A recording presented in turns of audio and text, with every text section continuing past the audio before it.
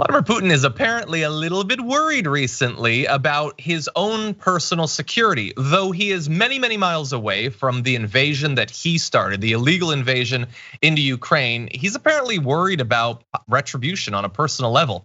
He apparently last month sacked 1,000 people, cooks, launderers, secretaries, bodyguards. They all cater to his daily personal and professional needs and replaced them with a new group of attendants. So that is obviously a drastic move. You have got to be incredibly worried about someone doing something to you to fire 1,000 people. But let's briefly pause for how do you need 1,000 people to attend to your daily and professional needs? I've seen Downton Abbey, I've watched Game of Thrones. I know that people have personal attendants. 1,000? I am fairly certain I have not met 1,000 people in my entire life. I don't need them to prep sandwiches and iron my underwear. That is just crazy. But this is a guy who seems very, very scared. For a guy who legitimately does scare other people and presents himself as an alpha, riding around bareback on, or like bare-chested on a horse. Take a look at these photos recently. This puts it in a new context, this 1,000 sacking thing. He sits super far away from people at meetings, and that honestly isn't even that bad. When you look at this next photo, you can barely make out the people in this gathering. He is terrified. I get it. We're all socially distancing. We're all worried about COVID. But they might as well be back in their offices. That is Zoom in real life for all the human attachment that you have. But anyway, Brett is apparently so worried he's fired 1,000 people. To me, I would say if you fire 1,000 people and have to hire 1,000 more, how does that increase your security? How do you vet 1,000 strong personal staff? You know, if there's one thing authoritarians can do, it's job creation. I mean, in Russia, they're hiring 1,000 new people. Yeah, they liquidated a bunch. In America, they're paying you $10,000 in this new job called ratting out people who have body autonomy. That's really fun. And I don't know, John, did you notice that first? Did you think the graphic 2 was the original photo? Oh, okay, yes. Because this seems to be a memeified version of it, just to show that he's so paranoid that he has like a, what is it, a 20, I forget how, 20 cal or whatever. Let's be very clear. That is not real. It looks, at the size that I have these photos, it blends into the table. I didn't even see that. He did not have a machine gun pointed at them. Let's be very clear.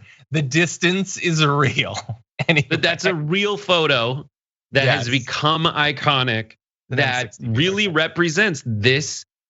And it's so crazy how the boner that the right wing in America has for this guy, when he, as we see from his firing of 1,000 servants, just like Donald Trump, doesn't have any real friends.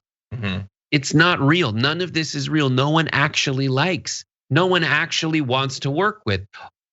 And you can see it when the look in Ted Cruz's face when he's phone banking for Trump.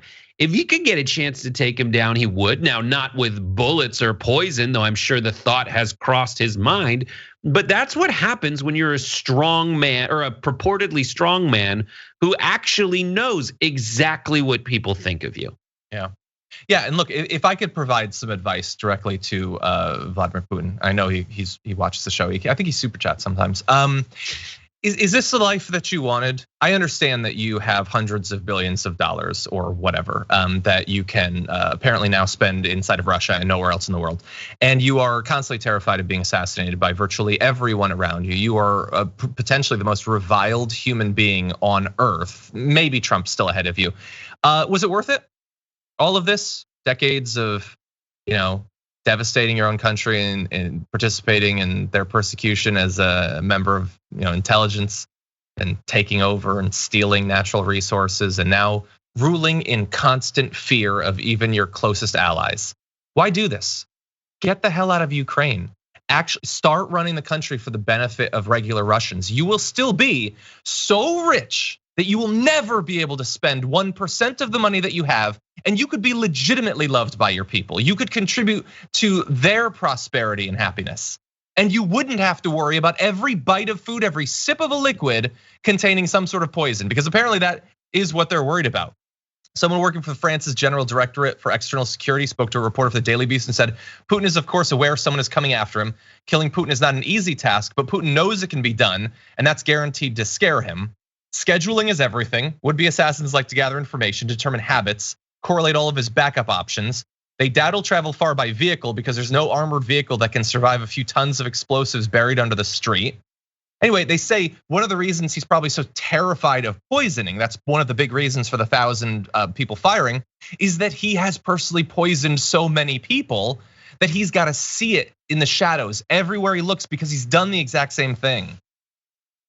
And juxtapose this to Vladimir Zelensky, right? Who is under real threat of assassination from Vladimir Putin and is still going to hospitals to visit people who, there's a video that's circulating of him visiting a teenager who risked her own life and ended up in the hospital saving her younger brother. So listen, and I say that's kind of the end of that through line, which people on the right and various other like intentionally contrarian schmucko pantses will say is some kind of propaganda messaging. And my response is, well, that's all that Putin does anyway. So I need to engage in that kind of discourse to refute your nonsense where Putin is this super strapping dope ass guy.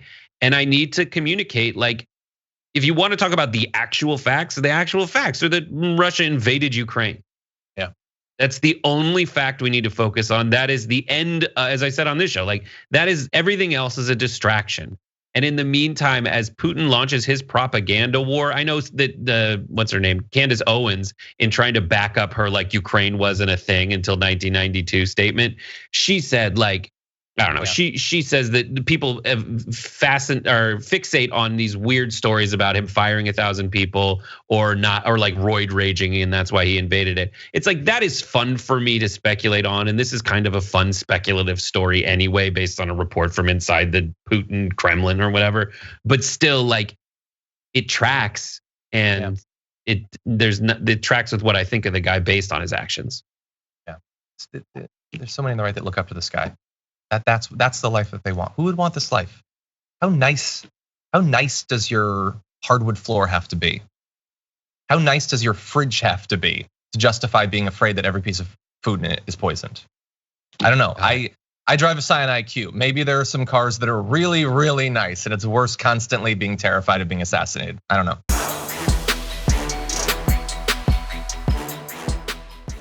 Check out the Damage Report podcast each day, wherever you get your podcasts, whether Pocket Casts or Stitcher or iTunes.